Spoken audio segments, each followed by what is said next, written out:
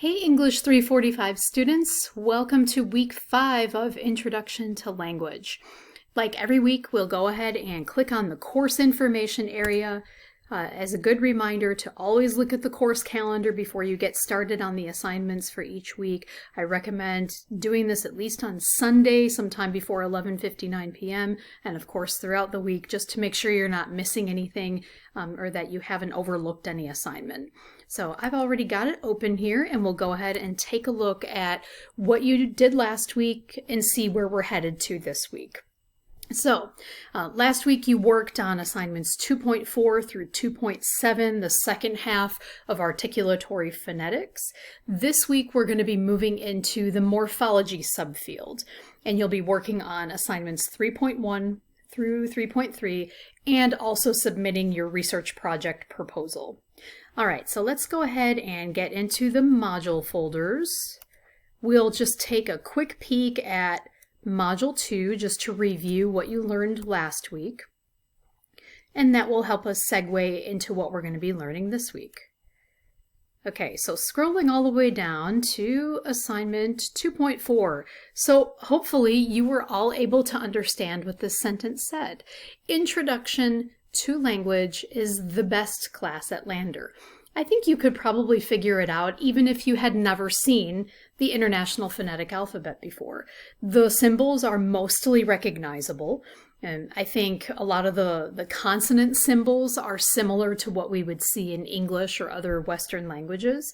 So even though it seems like this whole other new set of symbols, and it can feel a little bit intimidating at first, it's actually not as bad as it seems, right?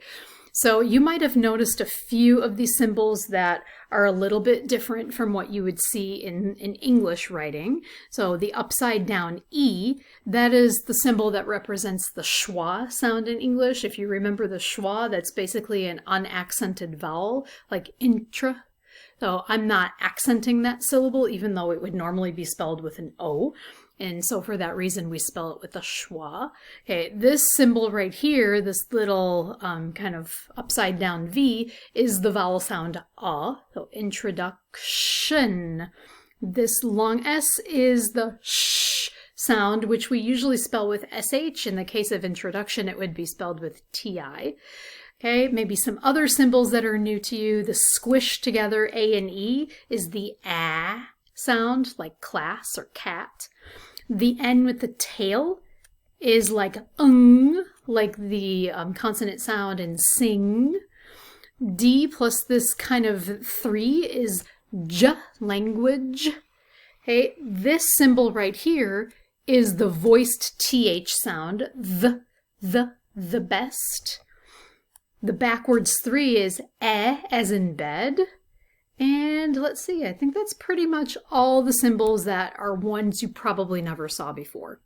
And so in assignment 2.4, you just took a quiz that introduced you to this concept of the International Phonetic Alphabet. And, you also learned from my video last week that this is a really helpful system for language teachers, for linguists, and even for speech-language pathologists, people who are helping children and even adults improve their speech if they might have a speech impediment or other kind of issue going on. Okay, and you also even practiced matching up some words with the International Phonetic Alphabet, so that gives you an idea of how that system is used. In 2.4a, okay, this is the chart of all the consonant sounds of the International Phonetic Alphabet in American English. Okay, in British English or Canadian English, you might see a slightly different version of this chart. We're just going to focus on American English in this class because we have limited time to study each subfield. So we'll stick with what's most familiar to us. So you learned not this past week, but the week before that any sound that's in bold in this chart is a voiced sound. So don't forget that when you put your fingers on your throat for certain consonants, that you're going to feel some buzzing there. So p, p, p is voiceless, but b, b, b is voiced. And they're kind of like counterparts of each other. So I can call p, p, p a voiceless bilabial stop. However, the b, b, b is a voiced bilabial stop. So when we describe consonants, you start with their voicing, and then you talk about their place of articulation, and then you mention the manner of articulation. So I can take any one of the consonants that I see in this chart and I can describe it using that system. So this symbol right here, the D and the Z squished together, I can call that a voiced postalveolar affricate. So it's voiced, j, j, j. It's postalveolar because my tongue is kind of touching the area behind the alveolar ridge, and it's an affricate. It's one of those sounds that kind of bursts out, but has some friction at the same time. J, j, j. And another example of this might be, let's say, this little theta symbol right here. So this is a voiceless, no buzzing in the throat. They call it lingua dental. You can also call it interdental or just dental. So we can say a voiceless interdental fricative. It's voiceless. It's between the teeth, so I can say linguadental, like tongue between the teeth, interdental between the teeth, or just dental because I'm touching the teeth. And it's a fricative because I'm forcing air through a small opening, and it creates friction when I pronounce that sound. Okay, so that basically takes everything you learned in place of articulation and manner of articulation, and it puts it together in one handy chart. So when it comes time for the final exam at the end of the semester, this is going to be probably your one-stop shop to be able to study these consonant sounds and how we would describe them. So I'm looking forward to seeing how you did with your charts with the place of articulation and manner of articulation, and see how you all did with that. Okay, vowels are different from consonants, as you learned last week. This chart is meant to resemble your mouth. It's kind of like a cross-section of your mouth. So low, mid, and high is describing the tongue height. Front, central, and back is kind of like where in the tongue you're emphasizing. Is it the back of your tongue, the central part of your tongue, or the front part of your tongue? And then tense or lax is kind of like how much you're using the muscles of your mouth. So if I say E, this is the phonetic symbol or IPA symbol for the E sound. It means my tongue is high in my mouth. It's almost touching the roof of my mouth. I'm focusing on the front part of my tongue, E, E. And it's a tense sound because I'm kind of tensing up these muscles right here in the corners of my mouth. This sound, by contrast, it's a lax sound because I'm letting those muscles relax when I pronounce that sound. So a great example of this would be when I was studying in France years ago, and I had a classmate from Italy who said, or we were talking about where each of us were from, and I told him where I was from, and then he said, I'm from Genoa in Italy, and it's a really beautiful place because there are a lot of sheep in the harbor. And I kind of got confused for a second because I thought, sheep in the harbor, like wait, the first thing I thought of was like buying sheep, like running around in the water in front of his city. And then of course I realized after 2 seconds that he was talking about ships. And this is a classic example of how if you don't have exactly the right vowel pronunciation, it can lead to misunderstandings when you're learning a language. So sheep with the corners of my mouth tensed up has a much different meaning than ship, where I kind of let things fall back a little bit more. So if you're teaching somebody a language, it's really important to make these distinctions in vowels. It definitely can lead to some misunderstandings. Okay, so let's head over to Module 3. We're ready to move on, right?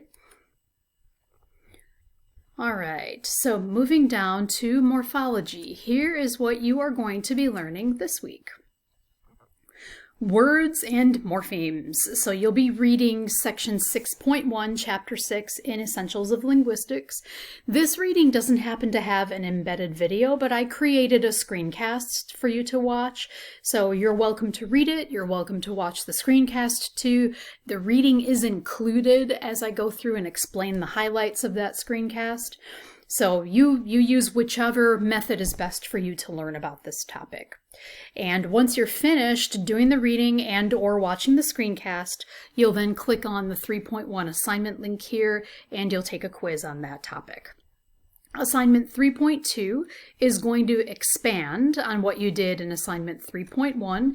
In Assignment 3.1, you'll hear a lot of information about free and bound morphemes. And so once you've gotten that concept and you feel pretty comfortable with it, you're going to be downloading this document called Identifying Morphemes.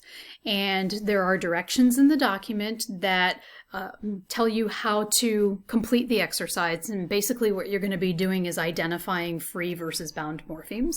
Once you've learned about that topic in Assignment 3.1, this is going to work very similarly to what you did with the manner and place of articulation last week. So you'll download it. And in fact, let's just go ahead and open it up. Open it up in a new tab.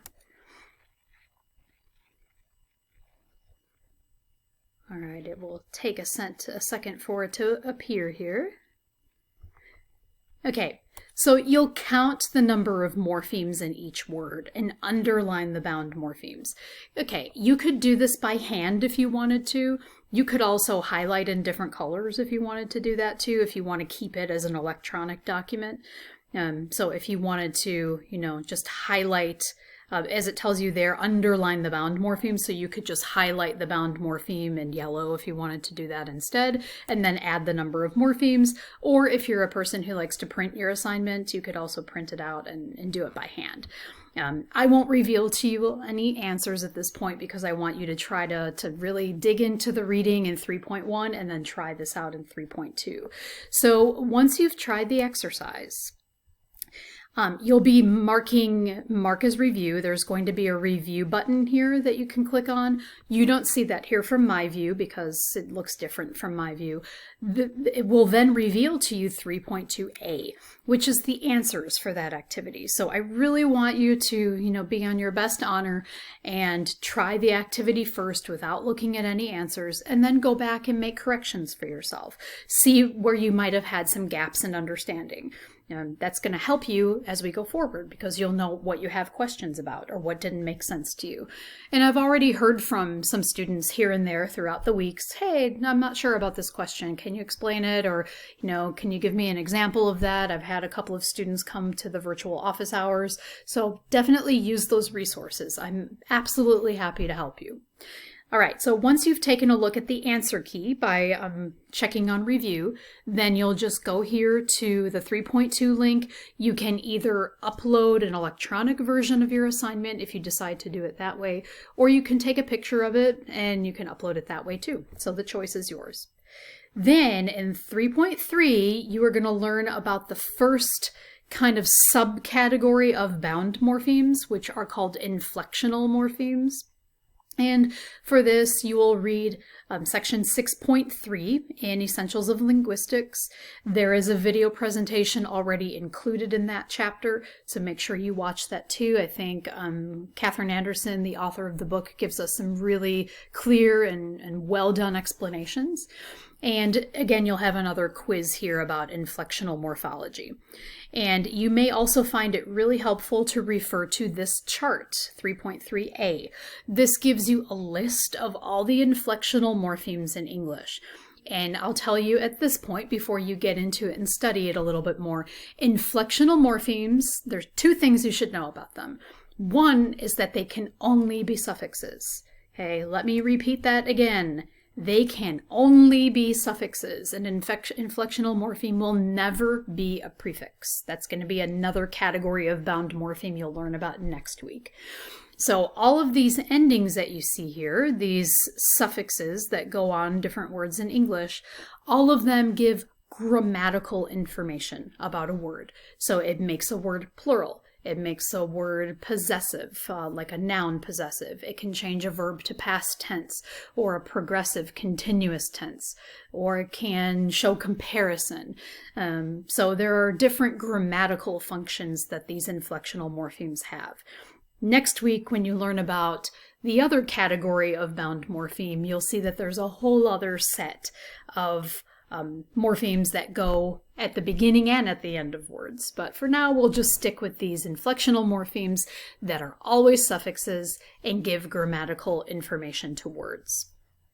Okay, the last thing you'll be doing this week, hopefully you've been working on it little by little up to now, is the individual research project proposal. So we're heading into week 5. We're not quite at the midpoint of the semester yet. We've got a couple of weeks to go, but now is when we really want to start thinking about these topics. And you've got a whole other week from today to get it finalized and, think, oh, what topic do I want to do? Please, if you have questions, if you have doubts about your proposal, and you can express those doubts even within the proposal if you're not sure about a direction to take with your topic, or if it's feasible or too broad or too narrow, you can mention those things in the proposal too. And I want you to be aware with the proposal that I'm not grading you on the perfection of your topic at this point. You're still working things out. That's a normal part of the research process. You don't just come up with the perfect topic the first time you think of it. As you do research on the topic, you'll define it better. You might narrow it down more. You might even broaden it more. You might find sources that take you in a little bit of a different direction, or you might decide that you hate the topic and want to change it. And that can happen too. So the goal of this proposal is not perfection. Of course, I expect you to do it well and to use, good grammar and spelling and punctuation and put it in the format requested in the project guidelines. So having it in a presentable form is important for professionalism, but the content of your topic does not have to be perfectly defined at this point. That's what I'm going to help you do after reading your proposals that I get from you next Sunday. So I'm excited to see what you all come up with, because I always learn something new from all the different topics students choose each year. Just to give you an example, one of the coolest topics I ever read about, maybe even 2 of the coolest topics. One was about people who do American Sign Language at concerts, so that people who are hearing impaired can understand the music. And it's called, concert interpretation. So people do this kind of interpretation using ASL, but they actually add their own body language into it to try to convey what the music is expressing. I thought that was a fascinating topic. Another student did all the sounds that are used in heavy metal music, the sounds that the singer is used to convey the message that they want to convey through their music. So those are just 2 that come to my mind, but there are thousands of different topics you could choose, and I'm excited to read about all of them. So once you're ready to submit your proposal, you just click on the View Assignment link right here, and you'll upload it from your computer. Okay, so that's everything for this week. You've got those 3 assignments on morphology. You've got your individual research project proposals. Anything that comes up, anything that you need assistance with, you know where to find me. I'm just an email away. I check it frequently throughout the day. And of course, virtual office hours on Monday and Wednesday from 2:15 to 4:15 and Fridays from 1 to 3. If those times don't work for you, please get in touch with me and we'll find a different time. That's not a problem either. All right, so I wish you good luck this week, and until next time.